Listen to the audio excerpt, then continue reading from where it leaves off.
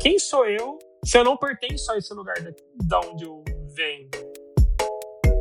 Dentro tem esse lugar onde o chão não está tão estável, o chão emocional não está tão estável. Né? É um lugar de desamparo, é um lugar de solidão. Todos nós vamos passar por isso, imigrantes ou não. Como a gente dá conta de ter uma autenticidade interna que vai compondo dois países, mais a gente consegue se adequar ao externo. Bem-vindo ao mundo interno, um lugar que reflete sobre as questões emocionais do expatriado, mas também de todo aquele que experimenta uma sensação de não pertencimento. Eu sou a Vanessa Gazeta. Eu sou Felipe. Esteja você onde estiver, que nesse episódio você se sinta um pouco mais em casa. Eu estou com o Felipe. Oi, Fê. Olá, Van. É sempre bom estar de volta aqui. Totalmente, para mim também, meu amigo. Nós pensamos muito, eu e Fê, sobre falar sobre uma questão do não lugar, motivados por um acontecimento de fim de ano que aconteceu com meu filho, enquanto eu ainda estava lá no Brasil. Eu fui passar o Natal com a minha família e tinha muita gente da família que o meu filho não tinha intimidade e ainda não conhecia. Eu venho de uma família grande, minha mãe tem nove irmãos, e aí eles tinham vindo todos de algumas partes do Brasil para passar com a gente. E o Fefe, em algum momento, deu um chabu nele e ele dizia: eu não pertenço aqui, eu não pertenço a essa família, eu não sou um gazeta, eu não falo esse idioma, eu não gosto dessas comidas, você pertence aqui, mas eu não. E eu dizia: meu filho, você é também um gazeta, seu nome também tem gazeta. Você é metade, metade, como se diz aqui no Uruguai, né? Mitad, mitad. Você é metade, metade. E metade sua é daqui, meu coração. E aí eu disse para ele: eu também muitas vezes não sinto que eu pertenço aqui. E às vezes eu sinto que eu não pertenço lá no Uruguai, né? Quando eu tenho que falar outro idioma, quando eu estou com outras pessoas que eu também não tenho convivência. Mas passa. Tem dia que é assim, tem outro dia que é melhor, tem dia que eu pertenço, tem dia que não. Isso também vai passar em você. E a vida seguiu. E disso a gente, conversando eu e Fê, sobre essa questão do não lugar. A gente estava falando de um antropólogo francês, que se chama Marc Augé, acho que é assim que se fala, e ele traz uma questão do não lugar de muitos aspectos. Né? O não lugar como esse lugar que... Primeiro pensando no que é um lugar. Né? Um lugar onde a gente sente que pertence, ele tem história, tem relações humanas com as quais a gente se sente conectado, tem identidade, a gente se sente identificado, a gente se sente vinculado. Então, por exemplo, né, a casa da nossa infância, eu estava vinculada a isso, era a casa da minha infância, eram pessoas da minha infância, né, lugares que a gente já recorreu, que a gente tem afeto, que a gente tem experiência, tem repertório, tem memória. É um cheiro que a gente reconhece. A escola que a gente estudou, a cidade que a gente nasceu, que a gente foi muitas vezes em momentos especiais da vida. Um lugar é esse lugar, a gente está falando aqui por enquanto do físico, mas a gente já vai falar do emocional, que carrega isso, o afeto, o pertencimento, a memória, aonde a gente se reconhece de alguma forma. O não lugar é o oposto disso, né? Então, são lugares que a gente está de passagem, são lugares onde a gente sente que a gente não vai ficar, ou a gente sabe que a gente não vai ficar, onde as pessoas também não vão ficar, né? E esse antropólogo, ele fala sobre os lugares, nesse sentido, de passagem mesmo, né? Aeroporto, shopping, hotel, mercados grandes, centros comerciais grandes, a própria internet, e onde a gente está de passagem, onde a gente não vai criar raiz, né? Ninguém vai ficar no mercado fazendo amigos. Pelo menos não no mercado grande, porque sim fazemos isso no mercado do bairro, né, onde a gente sempre vai. E aí disso vem o não lugar psicológico, né? Quando você sente que você não pertence totalmente àquela situação, àqueles vínculos, que era o que meu filho estava sentindo lá. Não era o que eu estava sentindo, porque eu cresci com esses tios. Até uma grande idade eu convivi com eles, ainda que isso se distanciou desde que eu vim morar aqui há 13 anos. Mas o meu filho tem 7, desde que ele nasceu, ele já fazia parte desse distanciamento. Então ele estava começando a criar o lugar dele ali. Mas disso a gente estava falando, dos não lugares que a gente vai sentindo dentro à medida que a gente imigra, à medida que a gente muda de fase na vida, que a gente envelhece, né? Acho que quando você vai passando pelas crises da maturidade, você também vai ocupando um lugar, porque o corpo já não é um lugar, né? O corpo mudou. A gente passa por isso quando a gente se separa, né, de um vínculo muito importante, um casamento, uma amizade, um trabalho, uma profissão. A gente passa por isso quando a gente perde alguém para a morte. Enfim, quando a gente muda para um lugar mesmo dentro do próprio país, do próprio estado, mas vai para um lugar que não tem essa memória. Tudo aquilo que faz a gente perder o chão emocional, né? Aquele lugar conhecido dentro de você, que você já sabe como você sente, como você reage, como os sentimentos se organizam ali dentro. E é por aí que a gente vai falar hoje. É impossível não pensar nessa fase de vida que eu estou atualmente, um pouco nômade, né? Ainda que eu tenha os meus lugares de raízes, onde minha família está, que é na cidade de Jundiaí e tal, mas eu estou numa fase nômade. E aí eu penso muito sobre como talvez isso faz uma metáfora sobre o que eu acho que é a vida, um lugar sempre nômade. Então, para mim, a vida tem essa característica de constante não lugar. Como se a gente tivesse checkpoints, assim, pausas, onde a gente consegue falar assim, olha, encontrei o meu lugar. Só que a hora que a gente encontra esse lugar, a gente já desencontra. Logo em seguida, assim, porque a gente começa a mudar, ou o lugar começa a mudar e a gente não. Então, eu acho que vai dispareando um pouco isso que é do nosso mundo interno e do mundo externo, que nem sempre está sincronizado, né? E acho que o Fefe, ele relata muito bem isso, e eu lembro até de ter te falado no áudio que a gente ficou trocando, né? Que parece que ele não teve o privilégio de fantasiar, né? Que ele está nesse lugar. Porque, de partida, por conta de o FFC crescer em outro país e visitar uma família que pertence ao Brasil, e ele crescer no Uruguai e tal, eu acho que de partida ele já é jogado nessa sensação de isso que você fala que é minha família é porque eu ouvi falar. Mas será que é mesmo? Porque tem tantas coisas diferentes, coisas que eu não vivo no meu dia a dia.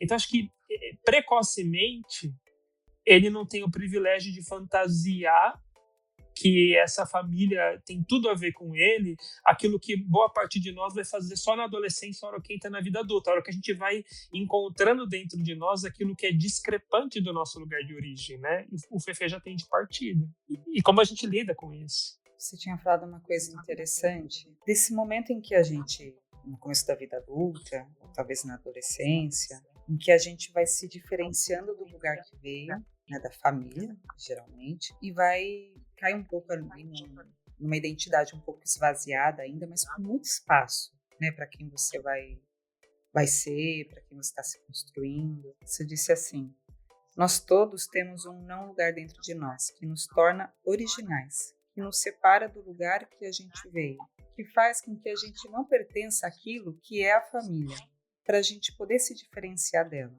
Ao mesmo tempo, a gente não quer se desprender totalmente daquilo que nos é familiar. Só que vai depender muito do quando, do quanto e no que a gente vai se reinventar e vai, acho que você estava dizendo, se diferenciar. Aí você diz, todos nós vamos passar por isso, imigrantes ou não. Que é o que você está dizendo, né? A gente vai passar por isso. Eu acho que na adolescência é uma grande passagem por isso, né? Quando você mais ou menos começa a odiar, né? Tudo que você foi ensinado, tudo que seus pais defendem, acreditam, aqueles valores todos, para você poder ter sua chance de se construir. Mas na imigração, a gente passa muito por isso, quando você muda de lugar e aí você tem essa tela em branco que você vai trazendo aquilo que você já foi, mas também vai vendo que ali já não cabe mais, ou numa transformação da vida, né, seja por qual crise a pessoa está passando. Mas é verdade, o Fernando ele não está tendo esse... Ele não teve muito fôlego, não teve muito tempo, coitado, para poder... Tá posto no fato dele ser uruguaio e ter uma mãe brasileira, e eu faço muita questão que ele passe, né, uma grande parte da vida dele no modo brasileiro. Ele vai encontrar o caminho dele, né? Ali ele se expressou, mas assim, também no dia seguinte eu me lembro dele ele era o gringuinho ali entre as outras crianças, mas me lembro dele também já sabia o que era Havaiana de pau, já sabia uma série de coisas. Os signos culturais do Brasil. Eu passo muita besteira para ele, exatamente para ele circular com mais facilidade nesse meio, né? Não ficar ali meio caído de paraquedas. Mas ele já circulava com outra soltura também. Então, né, não vai ter jeito, ele vai ter que aprender a lidar com isso. Eu estava falando com um amigo que ele estava falando das viagens, né? E esse amigo, ele viaja muito, ele gosta de viajar muito, e ele tem para ele que o não lugar é o lugar que ele se sente confortável. Essa construção num lugar como identidade para ele não sente que cabe na vida dele, que cabe com quem ele é. Quando ele faz isso, não encaixa com ele. Então ele me dizia assim que ele defendia o não lugar como uma espécie de lugar para ele. Então ele vai circulando e ele não sente tanta necessidade de encontrar porto. E aí acho que vai ficando muito óbvio para mim que nesse caso o porto dele é dentro. Isso me parece maravilhoso, né? Quanto mais você tem um lugar, né, esse lar dentro, mais você vai poder circular pelos não lugares fora, né, sejam eles as crises de identidade, as crises da vida, as crises que o mundo te impõe, as separações da vida todas, seja das pessoas que morreram, que se separaram, que se distanciaram, que você mudou de emprego. Dentro tem esse lugar, né, esse lugar onde o chão não está tão instável, o chão emocional não está tão instável. E ele me fala muito disso. E lógico, ele tem as fórmulas dele. E ele me disse uma história bonita, que ele tinha uma vizinha num determinado lugar por onde ele passou, que ela era, eu não me lembro se ela era esposa de um diplomata, mas era uma dessas profissões que você está sempre mudando. E ela dizia assim, eu fico maluca, se eu viver assim, esperando que amanhã eu vou me mudar, então eu não posso plantar raízes, eu não consigo viver, eu não consigo me organizar. E aí ela falou que onde ela chegava, ela decorava do jeito dela. E ela colocava os objetos pessoais, esses que sempre acompanham ela, de um jeito assim, eu vou morar aqui, como se não tivesse amanhã. Como se o amanhã fosse, eu vou continuar aqui. E ele tem também. E ele falou assim, eu aprendi isso com ela. Então ele tem alguns objetos que ele tem com ele. E aí ele faz essa mesinha, por exemplo, de cabeceira, com os objetos pessoais que sempre vão acompanhar ele. E isso faz com que aonde ele está é o ponto dele, não importa por quanto tempo. E eu entendo que isso é um gesto externo, mas que aterriza dentro. Eu tenho alguns pacientes que têm essa vida de mobilidade, né? Que ou são mochileiros ou trabalham com coisas assim que não se fixam, não precisam se fixar tanto nos lugares. E inevitavelmente, em algum momento, tem uma coisa assim de a necessidade de poder parar e olhar para quem você é naquela hora, para quem você vem sendo. Porque assim, quem você já foi, já foi. E aí você precisa parar e assim, não tem espelho. Porque se você está se movendo, você não tem espelho. É o que nos acontece a todos também quando a gente muda, né, por algum fator da vida. Você não tem mais espelho, porque quem você já foi já não é mais. E as outras pessoas ainda não podem refletir quem você está se tornando, porque você ainda está, né, se tornando. Ainda não tem muita informação, não tem muito repertório, não tem muito acontecimento sobre isso. E não tem o olhar do outro. E não tem o olhar do outro. E quando você está em movimento, não tem muitos outros. Você tem a sua família que protege as suas raízes lá onde você deixou. E que é muito importante. Eu não sei o que seria da gente se a gente não tivesse pelo menos a memória, sabe? Que tem uma família lá protegendo as suas raízes. Por isso que a gente volta, né? E mesmo quando a gente não volta, a gente fantasia. Né? O passado vai ficando brilhante, cara. Quanto mais passado, mais brilhoso ele fica, né? E a gente fica pensando naquele passado que nos representa, né? Na família que é a nossa espécie de legado, de onde a gente nasceu, de quem a gente foi, de um tanto da nossa história. Mas não tendo esse olhar no momento presente, por exemplo, um rompimento traz isso, né? Quando você rompe com uma pessoa muito querida, você perde esse espelho, você perde esse olhar e você fica por um bom tempo desamparado de identidade. E quando você está desamparado de identidade, você fica inseguro, né? Você fica deprimido por um tempo, até você construir de novo um pouco de chão debaixo do pé. Eu fui te ouvindo você falar das pessoas nômades, né? Eu fiquei pensando nos meus preconceitos com relação a isso. Porque tem um lado meu que valoriza muito a possibilidade de alguém escolher uma vida completamente em deslocamento até o último dia de vida. Eu acho que isso é legítimo, né? A vida está aqui para a gente viver o que a gente quiser. E aí, você ser um velejador que nunca para, né? O Amir Klink, ele tem família, mas estou dizendo como se fosse um Amir Klink que nunca volta para porto nenhum, né?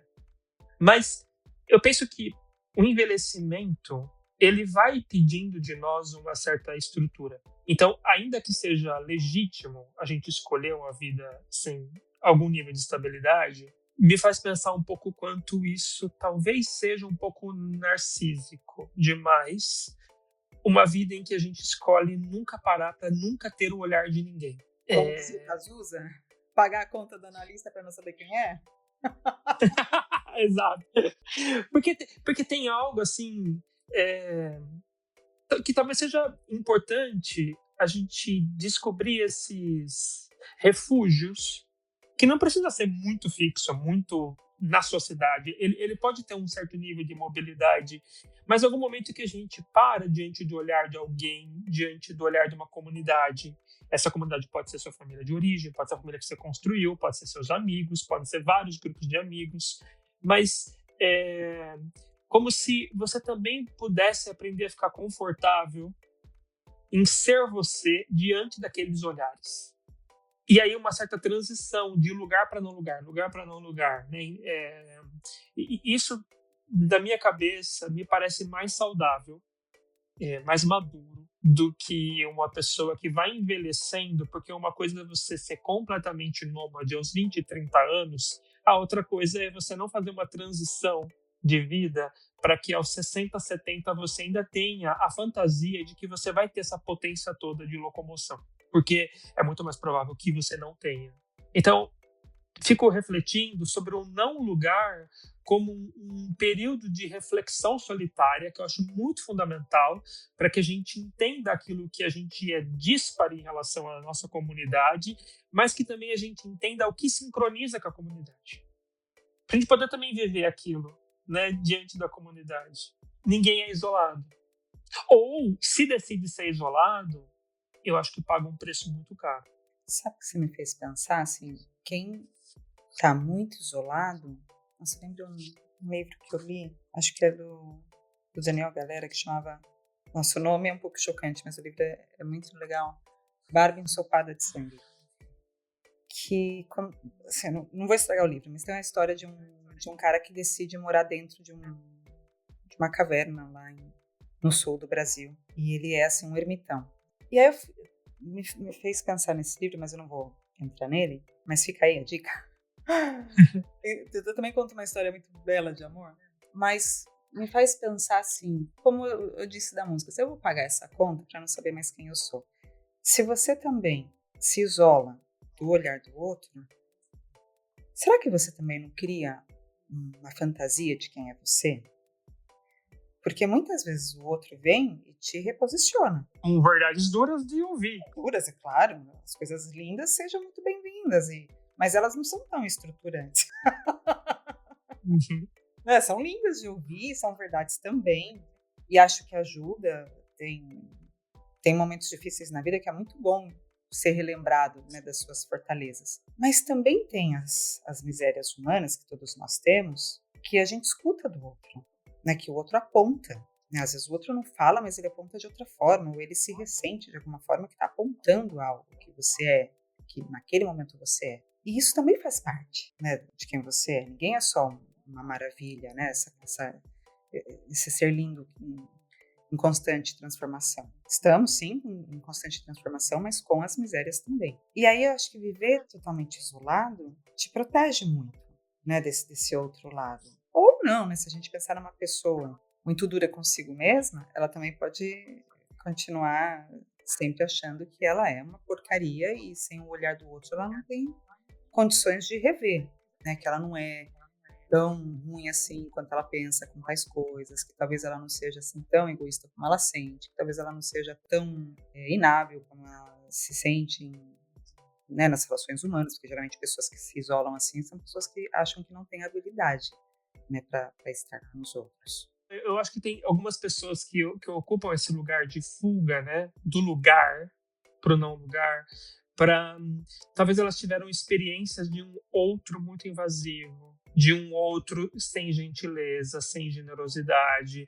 e aí elas não dão a chance, porque aí que eu acho que é o não lugar, ele é importante para construir o lugar, é um paradoxo, porque a hora que você é lançado no não lugar, você também é convidado a questionar o que é um lugar para mim, né?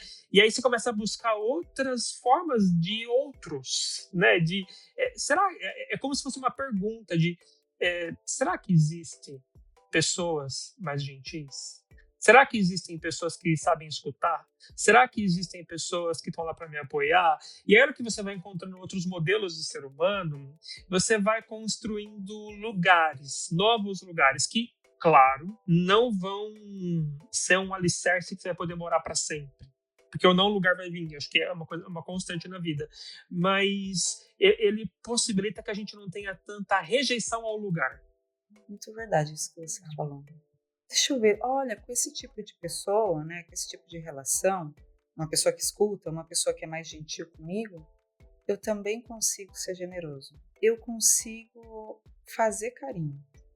Porque geralmente essas pessoas mais ermitonas, elas são durinhas, né? Eu consigo não ficar tão envergonhado de receber carinho. Eu sou até valorizado por uma coisa que eu nunca escutei na vida que eu era. Eu acho que essas coisas sempre estiveram dentro da gente, né? Nossa, pegando assim muita licença poética para citar Jung, é um atrevimento da minha parte, mas eu fico pensando no processo de individuação, sem tentar ser muito injusta com essa teoria que eu não domino, mas que seria o caminho de todos nós, né? De cada vez mais ir evoluindo e amadurecendo na vida, a custas de transformações, de crises, quebras, transformações, né, encare das nossas misérias, a integração dessas misérias dentro de si mesmo, e sempre com a ideia de uma melhor versão surgindo, mas não sem muitas lágrimas de sangue. E aí eu fico pensando assim, no quanto nessas transformações, sempre nesse processo de expansão que a gente tenta estar, ainda que muitas vezes parece mais desconstrução que expansão, mas eu acho que não tem muita expansão sem algumas desconstruções, a gente vai trazendo de algum lugar que a gente nem acha que é nosso, e às vezes parece que é um personagem, né, habilidades que você tem e que você nunca viveu elas. Né, e aí parece que nem é você. Depois de algum tempo fica sendo você, né? Você consegue dar nome de você para essas partes que vão se integrando a você, mas que por algum motivo, como você dizia, que geralmente falar a verdade, ela geralmente é a nossa família, a nossa sopa, tá ali cozinhando a gente, né, que a gente precisa lidar com essas coisas. Não, nossa família, nosso entorno, né, o lugar de onde a gente veio, que nos constitui, faz parte das coisas boas que a gente tem também, mas aquele entorno não favoreceu que você fosse tais coisas que estão lá dentro de você, como se elas ficassem adormecidas. Algo na vida, em outro momento que você não sabe, X, vai lá e acorda aquilo. E aí você é convidado a desenvolver aquilo ou não. E quando a gente tem coragem suficiente, a gente vai. Porque precisa de coragem para ser outras coisas de você mesmo, né? Quando você vai juntando essa coragem, ou a vida vai te empurrando e com coragem ou não, você vai tendo que ir botando essas coisas todas para jogo, é muito legal. E integrando essas coisas que você nem sabia, né? Essa pessoa não podia ser gentil, ou não podia receber e dar afeto, e de repente descobre que sim, ou que pode ser outras coisas que nunca pôde ser, que pode ser uma pessoa artística e nunca achou que podia, que isso valia, que isso cabia, que tinha essa criatividade dentro de si. Não, uma profissão que exige cuidado, uma pessoa que nunca foi cuidadora de nada, nem de seus próprios pertences, independente, enfim, 1000 caminhos, né? Eu acho que eu valorizo muito esse confronto na vida e essa angústia do não lugar, porque na minha prática clínica, ou até na minha vida, quando eu vou conversando com as pessoas, quando eu vejo gente que é muito encaixadinha, eu tento achar essas pessoas muito rasas. O que eu quero dizer com encaixadinha? Aquela pessoa que ela nasceu numa família que ela hiper se identifica, sabe? Então, assim, ela ser médica também, é quase uma reprodução. Eu acho que tendem, e aí, claro, eu não estou falando de todo mundo, porque tem variações, mas eu acho que tem um alto potencial de serem pessoas preconceituosas, e pessoas que vivem uma angústia muito velada porque elas não tiveram a possibilidade de conhecer a própria autenticidade, aquilo que diferencia elas daquilo, né? Eu acho que o não lugar, ele é sofrido, mas também é aquilo que possibilita a gente extravasar um eu mais autêntico, ou o próprio caminho de individuação do Jung, né? E a gente fala muito para imigrante, eu acho que imigrar é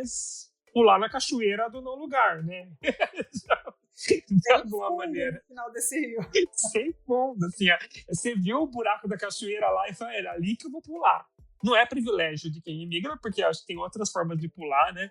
Quando a gente começa a questionar a religião que a gente nasceu, começa a questionar a sexualidade que a gente foi designado ali de alguma maneira, qualquer forma de questionamento. E não é fácil. É fácil falar assim, caramba, quem sou eu se eu não pertenço a esse lugar da onde eu venho?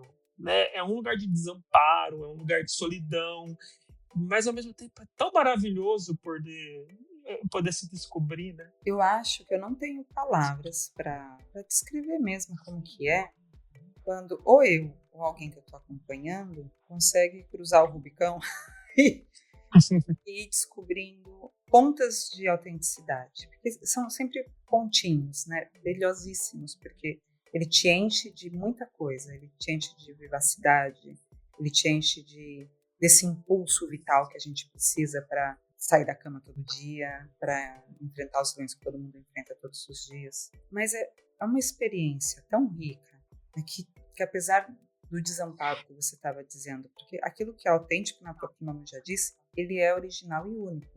Aquilo que você sente como autêntico, aquilo que só você consegue expressar, manifestar, ele é só seu.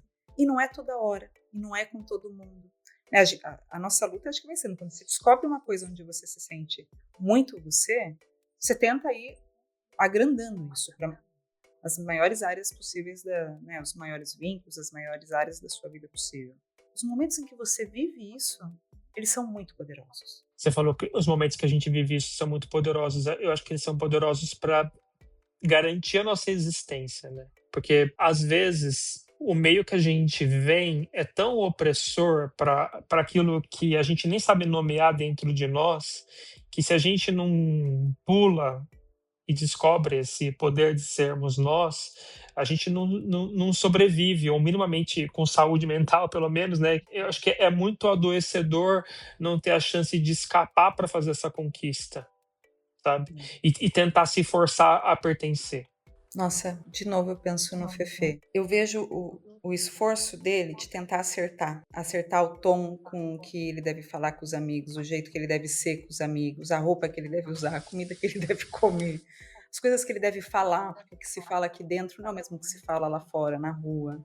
E eu vejo como é angustiante para ele, porque ele não acerta e ele nunca vai acertar. Enquanto ele estiver tentando ser outra pessoa, os vínculos vão ser muito frageizinhos, como são. Uma briga com um amigo já faz ele pensar que essa pessoa já não vai mais ser amiga dele, porque tá frágil, ele não tá baseado em quem ele é. Então, quando a gente não pode se apoiar nem na gente mesmo, fica tudo tão, né? Ele pode se apoiar em mim, mas até chegar em casa, ele já se fragilizou ali.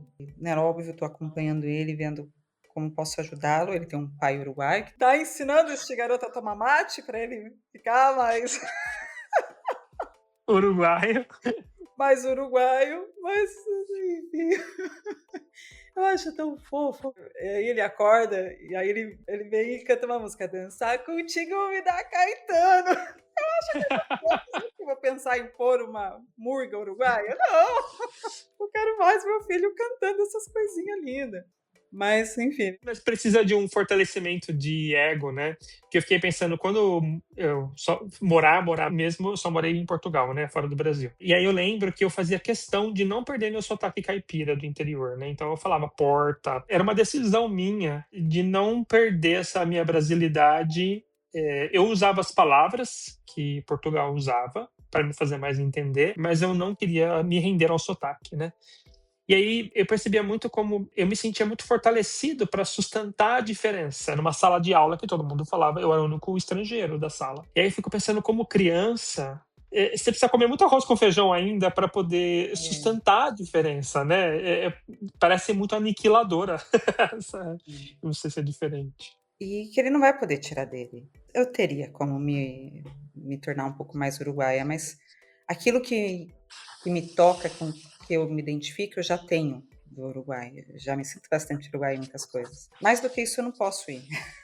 Já estou no meu limite uruguaio. E é isso, ele sempre vai ser diferente, porque ele não vai ser nem tanto de lá, nem tanto daqui. E ele vai ter que descobrir qual é a medida dele. Ele ainda tem que comer muito arroz e feijão, como você disse. E tá, um dia ele vai descobrir a riqueza também disso tudo, né? Hoje, acho que ele vê mais as faltas disso tudo, que isso causa, né? As estranhezas que isso causa, né? Daqui a 2 anos vai ter aula de português no colégio dele e ele vai estar por cima da carne seca, porque ele vai ser o melhor da sala. E acho que ele vai ao longo entendendo que ele é esse encontro, né? É porque eu acho que a gente tem essa fantasia de que a gente, eu sempre falo isso, que existe um eu perfeitinho que se encaixa, né? Então existe um Fefe uruguaio e ele só tem que encontrar a fórmula certa para poder exercer esse eu, né?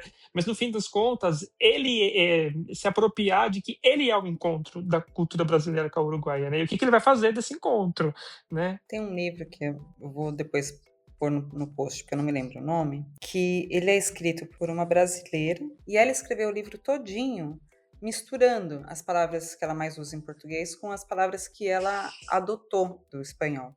E ela vai defendendo esse entre. Ali se reproduz na linguagem, mas fala disso mesmo que você está falando, por isso que eu lembrei do livro. Desse entre que se é, né, no caso da imigração, entre esses dois mundos e como você vai fazendo a sua própria mistura e qual é a sua mistura, porque cada um tem um tanto de porcentagem de uma coisa ou de outra. Tem jeitos de ser, né? Jeitos de se vestir, jeitos de decorar, jeitos de morar, jeitos de se vincular, jeitos de comer, né? Jeitos de ser mesmo no mundo que você vai escolhendo, ou jeitos mais expansivos, talvez, quando a gente está num país que é mais. Geralmente os países não latinos são mais fechados e a gente é mais expansivo nesses lugares. Tem muitas formas de expressar aquilo do qual você não quer abrir mão, porque fala do seu lugar, né? Naquilo é você, aquilo é seu lugar, é uma parte do seu lugar, da sua identidade, do que você precisa para tornar aquele lugar o seu lugar. Vamos pensar o que a gente poderia sugerir para as pessoas que estão nesse momento do Fefe? Eu acho que as pessoas que imigram, e aí você pode falar isso muito melhor que eu, porque eu nem sei se eu considero que eu já imigrei, porque 1 ano é muito pouco, né? Mas eu acho que as pessoas que imigram, elas estão cavando a própria, o próprio buraco do não lugar, né? Porque eu tenho uma irmã que migrou, né? Atualmente ela mora na Alemanha.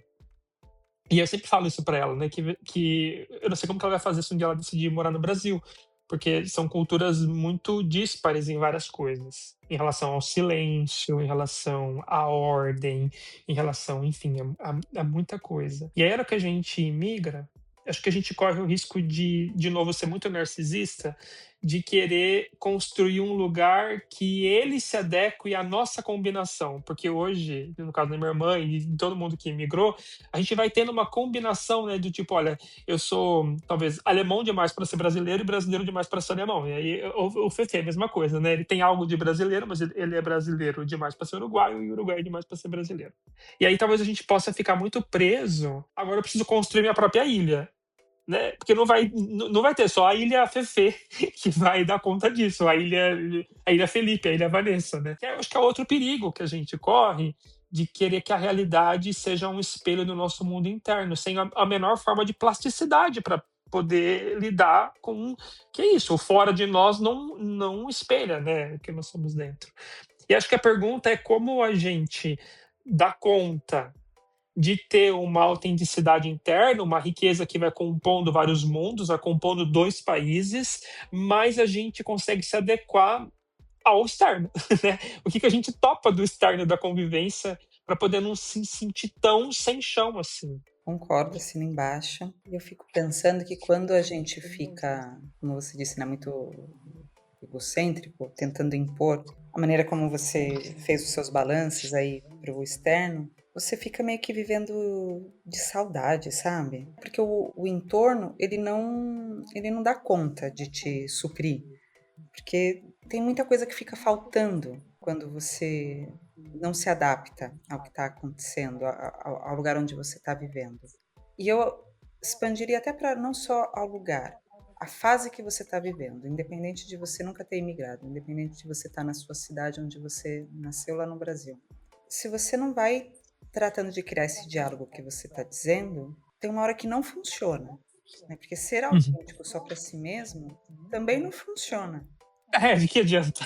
A Ser gente não autêntico é só esse pra si. cara da caverna, né. Por mais que se comparar, né, a gente não deva fazer, mas a gente faz, mas não é nem no sentido do comparar, é do se ver no olhar mesmo do outro.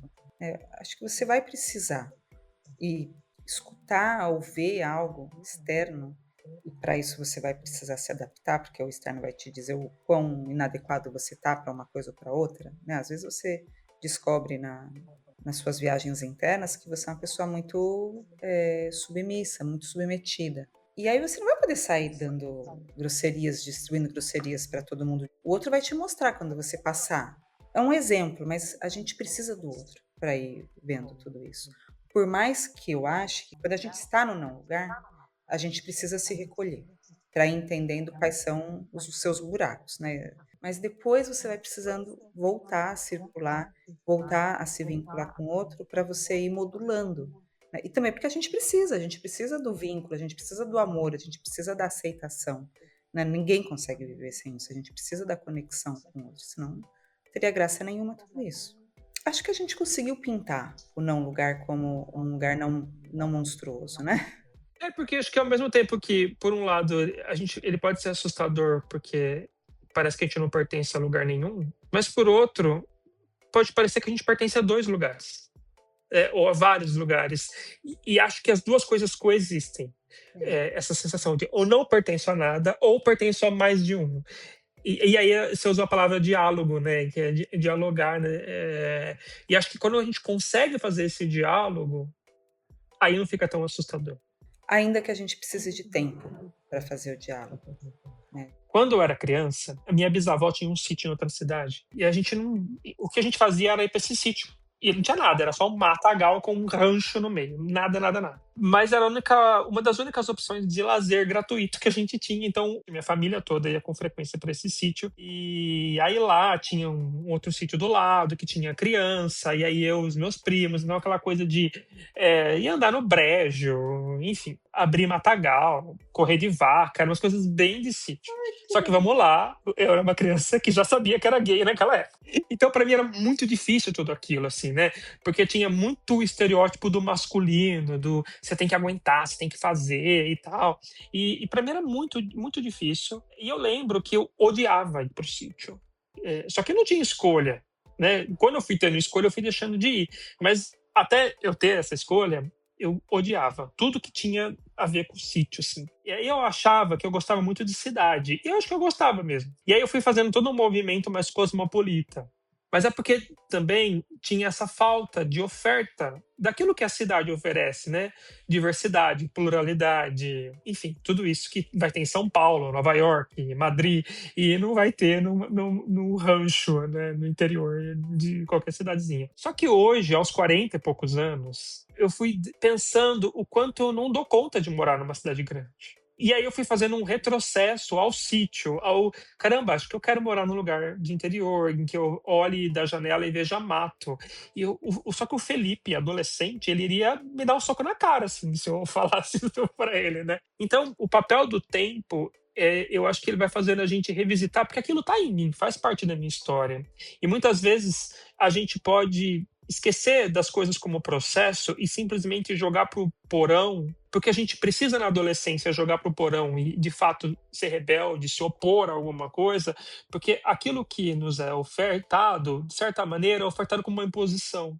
E é horrível que uma coisa seja imposta, né? Hoje, o sítio não é imposto, hoje ele é uma escolha, né? Então, quem que eu sou? Eu sou o Felipe que gosta de coisa cosmopolita, mas não tanto. Gosta de sítio, mas não tanto. E aí mas eu pude integrar esse Felipe que não podia ser integrado naquela época, né? Então, você falou do tempo. Eu acho que o tempo é fundamental para a gente fazer as pazes com a dose que a gente quer daquilo que a gente foi obrigado a abandonar.